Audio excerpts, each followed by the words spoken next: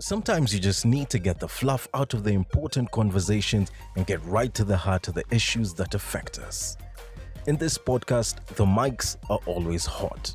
This week on Unfiltered, we take on the Edgar Obari's doxing dilemma and cybersecurity in Kenya's social media apps. So, some documents have been leaked. Someone has been put in prison, paid 100,000 Kenya shilling fine. People online were talking and saying it's the wrong thing. Mnaonea huyu jamaa. But honestly, where do you draw the line? Collins, I start with you. Yeah.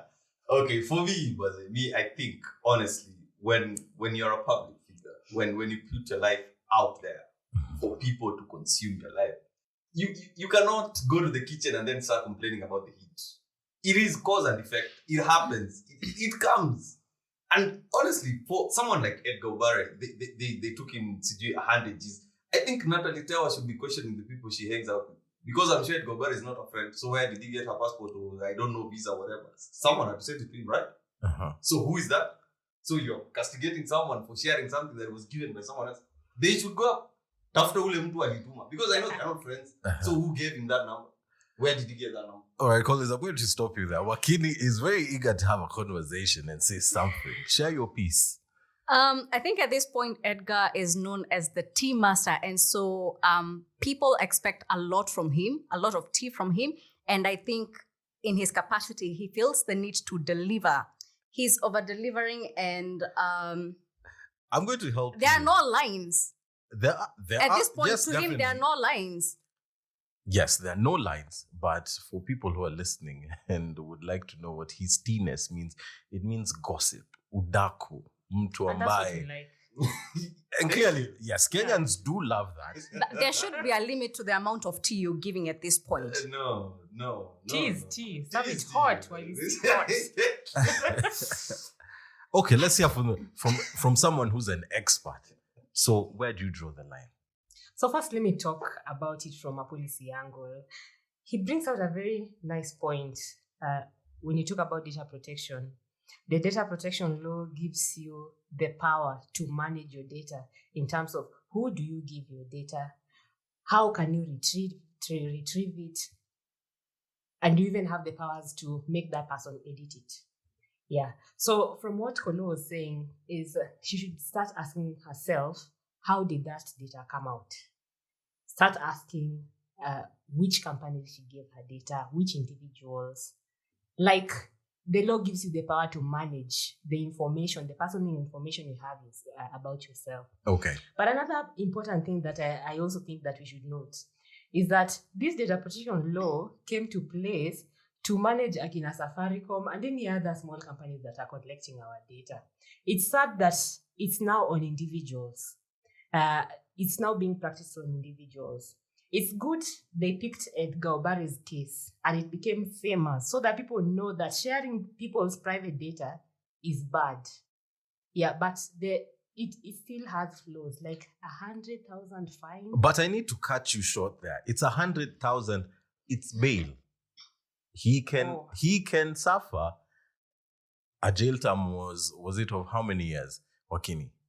Was it 10 years? It was less than 5 years. Okay, less than 5 years, but you could pay a fine of up to 20 million. And then I pose a question again back to you because of the policy. Yeah. You know, the legislation, it doesn't cut across just through big companies or some companies that have been established. It cuts across the land. It's there to judge you, me, Collins, Wakini, whoever you are. You'll be judged by it. And that's the challenge that we've been having with these laws. When we advocate for laws to protect women on cyber harassment, laws to protect human rights activists, bloggers on this harassment, we have laws that when the laws come, they're double-edged. And usually the intention is to protect the common mwananchi from being harassed by big politicians or just to protect them at the lower level. But when these laws come to place, the people usually make use of these laws are big politicians and big companies. Yeah, Collins. Mm-hmm. So our policymaker is saying that, Natalie should, check herself where she left this information, who she shared it with. Then I'm going to pose this question because you're the one who said, ukijianika, be ready for the consequences. Yep. But what right do you have to share my content if I've not given you authorization to use it? And and this is something that a lot of people, I don't know if they get wrong, but the policymaker is here to correct me if I'm wrong. But if you invite me to your house, I cannot come to your house and then you turn around and say, this guy came here by force and you're the one who invited me. When you put your stuff online, the internet never forgets. It's up for everyone's consumption. You can't say, oh, my name is Kolo, but I want you to be calling me Dennis. And nimeweka kwa internet that my name is Kolo. But she didn't put her passport online for it to be consumed. She just puts other stuff. And that's it. That's it, Collins. Let's stop you there. How many buildings have you walked in and wrote your ID number? How many buildings have you walked in and wrote your ID number? A lot of buildings. Do you know buildings. what happens after you leave? No, you do not. So let me cut you short there. So when you go to a building and leave your ID or passport, then it's the responsibility of this person to use it only for the purpose that you signed up for. What if they don't? So if they don't, those people should be fined. Wakini, I need to hear from you. What's your take in this whole matter? So for example, if I saw a really good picture of you, decided to take it, put it in my status Apple, new hot catch, would you be able to, have an issue with that? I would. Right. Why? Here's the thing. These public figures, these YouTubers, these vloggers, they share the information that they feel is good enough for the people to know. For you to go about digging and doing it maliciously, really, who hurt you? No, I think these are people who are... All right, these are people who are going through issues and they just project it on you. Okay, now let me bring you back to the conversation. Edgar Obare went and got this information without consent, put it out there. Now he's suffering the brand.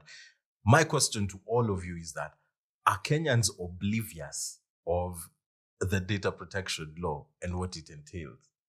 Wakini, I'm going back to you. How many people even know that we have a Data Protection Act? Okay. There is very little civic education that is done. And this is really on the government and maybe a little on the policymaker, but mostly on the government. Most people, how many people understand the Constitution and what it says? Not many. Exactly. Okay. Details. A lot of people, end up sharing personal information about people they don't know in the name of, gossip. What's hot on the market? What's going to make you a bit trendy on the social media pages, Facebook, Instagram, Twitter, you name them. But now let me ask, do people really understand, the effects of this? Do people understand cyberbullying? Yeah, the cases have been there. And I'm bringing one hot topic that, you wrote something, as Colin says, the internet never forgets. Someone was appointed to a tourism board somewhere. And, Kenyans are Kenyans, decided to do public participation in vetting this candidate online and dug up that concerning what she said about the national park. And this had a ripple effect where, Najib Balala said, I'm sorry, we can't give you this job. So, what are the dangers of these things? And that's not even a danger. That's the power of social media to control how we are governed. Okay. Yeah, that's a public issue. Someone is going to be appointed to a public office. Yes. We should vet this person who's going to take this office. It's our tax money she's going to be paid with. Okay. Yeah, so the public was right. And then the tweet that came forth, it was her who wrote. She wrote with an intention of it going public. So what's wrong with that? Okay, so now the argument that we had somewhere in an office, secluded, and people are very passionate about it. Wakini, you are saying, and I'll quote you, I'll quote you that, you know. Said people are saying. I said there was a conversation on it. I didn't give my official comments. All right. I did not give my official statement. I can see she's very defensive over here. So I'll first ask you this question. Mhm. So whatever she wrote then, should it be used to judge her now? It had been a couple of years ago, and maybe that was, her sentiments then. Maybe she's had a change of heart. Should she be judged with that? In this case, I feel that Najib and his team didn't do proper due diligence, because if they did and they saw that post, they would have questioned her before appointing her. But the fact that when it blew up on social media, he was very quick to take. To manage the situation. Yeah. But Is it really managing? He just sent out a press statement. No. Never even signed it. Not manage. Let's not confuse. all right, let's stop What that. statement was he giving us? Hold What on, was he saying? Hold on, Wakini. According to that, whatever, to the press release, Mhm. they said, thank you to the public to alerting us Mhm. to this. He acknowledged, he was alerted. Mhm. That And is once- very good Meaning they communication. didn't do any due diligence. And I'm saying, this is where you're not getting it. Mhm. And I'm not pro Mhm. this tourism board, but I'm saying whatever Liz is saying is that they accepted that, we missed this, but Mhm. thank you for sharing that information. And that's the power of social media. And he was quick and swift and decided, I don't think you're the right candidate to get this job, right? My question to you was, do you think that it was right to judge this lady about this job position? Yes or no? I reserve my comment. But Okay. context matters. Yes. Context matters. There's a reason why Collins is in this podcast. Mhm. He's radical. His opinions are fire. So we want to hear from you now, Collins. Your opinion. My opinion Yes. on the Pauline Njoroge issue. Yes. First of all, let me just say, when leadership is displayed, when you have a damn spine, if you cannot stand by your decisions, you are useless to us. There's nothing you can do for us. You appointed this chief. First of all, that job is supposed to have a vetting process because it's a public office, right? Mhm. See, that's the law. Am I wrong? It Was is. there any public process? No. We took I- the honor to I appointment. think she's Was that- appointed and then vetted. But COVID has done a lot of things that some things cannot But actually it's no happen. excuse to No, rush no. off. And I'm saying it's not Yeah. excuse. You cannot be blaming COVID every time. We are not. No, Collins. Collins. This issue here is lack of leadership. Okay. That guy does not know what the hell he's doing. Period. you cannot say one thing today, and then because people say this, you decide to go the other way. What good are you? Well, very cut the guy as Sabo some is slack. bad. Has he said anything? Nothing. Hey, Mtu, just because he said something about the national, honestly. Okay. What did Moses Kuria write in his Facebook page before the elections? He was writing a lot of nonsense. Why didn't we hit him out But because he of the nonsense he was talking about? He wasn't appointed. We are the ones who Yeah, voted him. he was elected.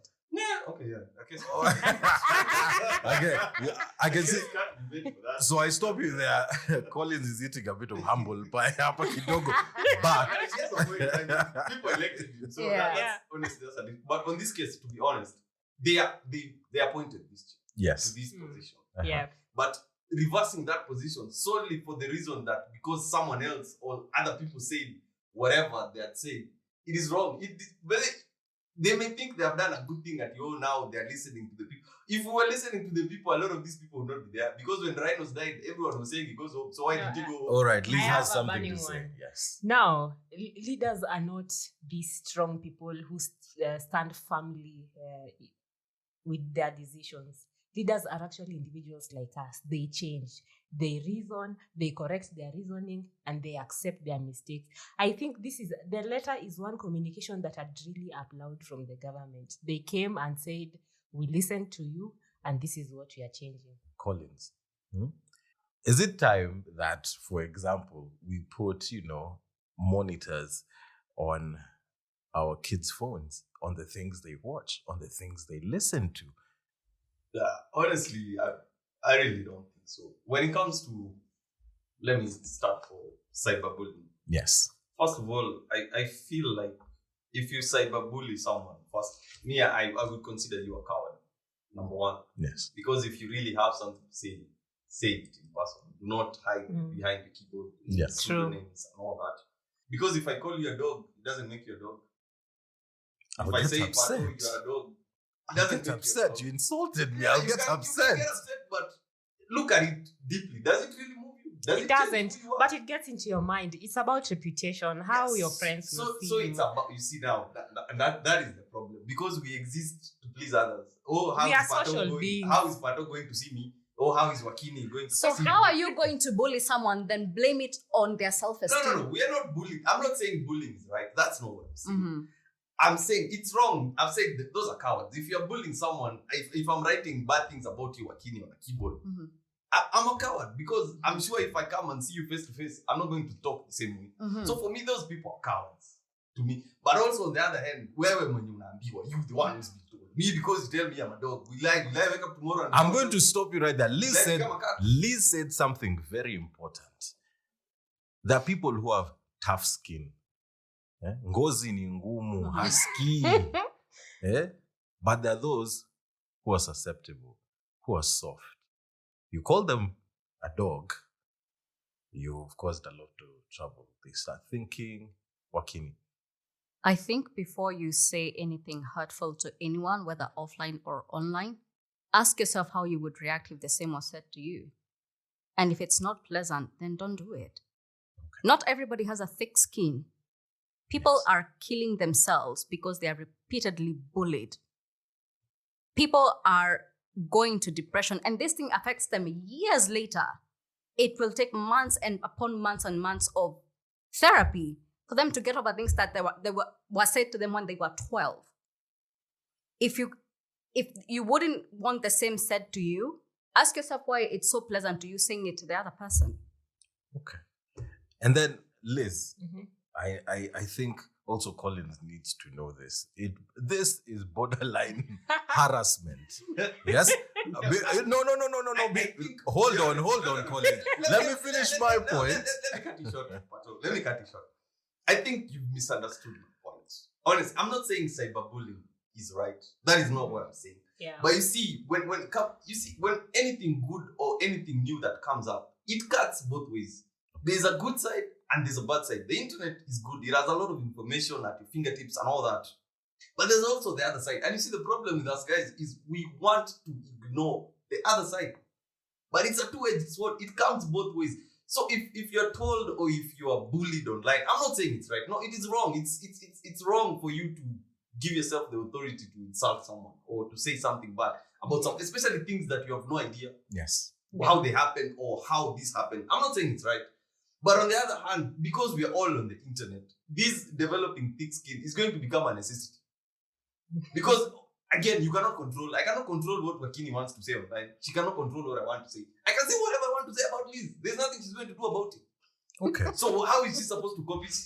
Every time I say something, she goes to cry. Every time I say something, she goes to cry. Wow. So now, Is that going to be alive? Because So- if that's your life, then you won't live. You'll be crying all the time. Because people have a lot to say online. So this is where I want to correct Collins.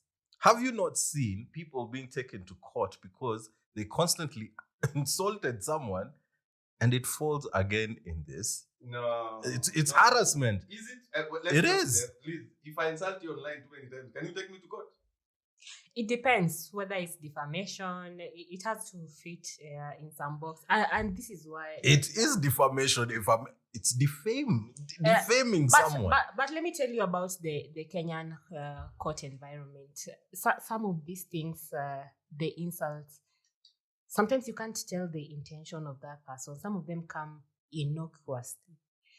Someone just made a joke. Maybe in their mtaa, gengeton mtaa, they usually call each other umbwa wewe, matako, and people laugh. When you take that to the internet and take it to Wakini, she's going to react differently. She's going to cry somewhere in the toilet. And that is what also people don't. Even if I tell myself that I am going to treat you the way I want to be treated, maybe nimezoea those kinds of insults. Okay. They're just casual insults, and tunaendelea over a drink. When you take that online and you don't even know the dynamics Yes. of those conversations, then you're going to affect someone. But the most, I think, I'm not supporting bullying or making a justification for it. Yes. But I'm just saying that sometimes the line is blurred. You can't really tell what is bullying and what is not. A lot of kids at home, young people don't have work. People are not in universities. Primary schools, secondary schools have been closed. We have access to technology. We want to create content. We're encouraged to do so, encouraged to explore different arenas. But do we understand what is publishable and what steps on the line of the law? There are over 30 million internet users in Kenya. And if you have that high number of internet subscribers, then it behooves you as a lawmaker to ensure that these users understand if they break the law, what would happen to them. Yeah. Right. And, for Kolo, this is not the first time that, some sort of gatekeeping comes to effect. A lot of creatives, and Kolo will justify this, do not like someone called Ezekiel Mutua. Deputy Jesus Christ. Simply because of one thing. Kids will come up with, catchy things that inapendo kwa mtaa. Guys love it. But then the gatekeeper says, you know what? No, this can't work. Collins, what's your opinion on that? Okay, me, first of all, Ezekiel Mutua, I respect the man. I mean, he's like, I think he's old enough to be my grandfather. So I respect him. But my only issue with him is that he doesn't want to change. And change is like a brick wall. You cannot fight He's change. rigid. Yeah, he still thinks we're in 1991. My friend, we are in 2020. You cannot do those things right now. Because, especially, I had an issue with him the first time when they banned Rafiki, the film. Because they were saying, it's talking about lesbian. That is what is on the ground. Whether you want to accept it or you do not, that is what is happening. So whether you acknowledge it or you hide your head under the sun saying, no. It doesn't stop. And see the thing, it does not stop what is happening. That's the problem. Mm. Now, going to kids and their protection, I'll put it back to our parents. Because the parents and the guardians are the only people who can take care of the children. Because you cannot govern the internet. That is just not going to happen. You cannot govern the internet. Yeah. Even these laws, and I know there's the law, but there's the spirit of the law. The spirit of this law for data protection was not for our good. It was so that the politicians can stop people from saying things. I know that for a fact, and you can take that to the bank. When a whole CS is taking 17-year-olds to court because they said something, honestly, it's ludicrous. I mean, what? Well, umekaa huku Nairobi, watu wanashutia, but you're following 17-year-olds in Eldoret because they say one or two things about you. Honestly, give me a break. Come on. The spirit of the law was good. It came to improve the online environment, but it's the powerful people taking advantage of the laws to do that, to harass content creators. Yes. Okay, is it really harassment or is it, harassment. It is When you're harassment, taking it 17-year-olds is to court, intimidation. Because, it's only Edgar Obare's case that is going far. Most of these laws, you find a blogger is being arrested on a Friday and kwandani for the weekend because the courts are not on. The law says that when you arrest someone, the next day they should appear in court. But since Saturday and Sunday are not working days, then unakula ndani school. Mbili. That is harassment and intimidation. And Friday was a public holiday. Yeah, by the time inafika Monday, now they decide they're not going to arraign you in court because they've decided wacha tukuache. So their intention was to keep you there for 2 days so that you chicken out and you don't do that thing again. Thank you. Okay, so like for someone like Edgar Obare, Robert Alai, this is their bread and butter.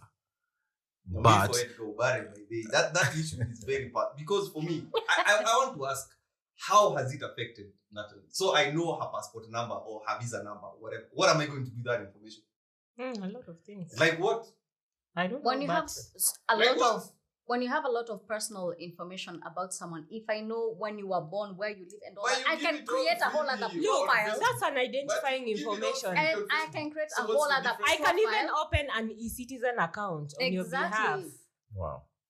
So that now brings that Because story it just of, needs you an know, ID. And yeah, so now it brings the story of that someone's identity could be stolen and used for malice or ill will. But now, since we need to wrap this thing up, Liz, Mhm.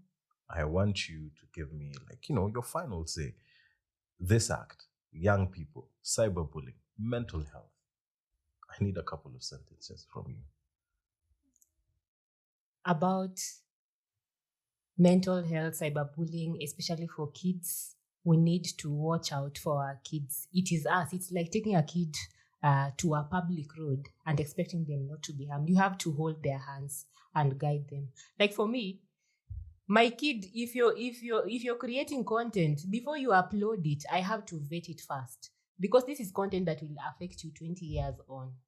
So parents need to provide that kind of support for their kids. Okay.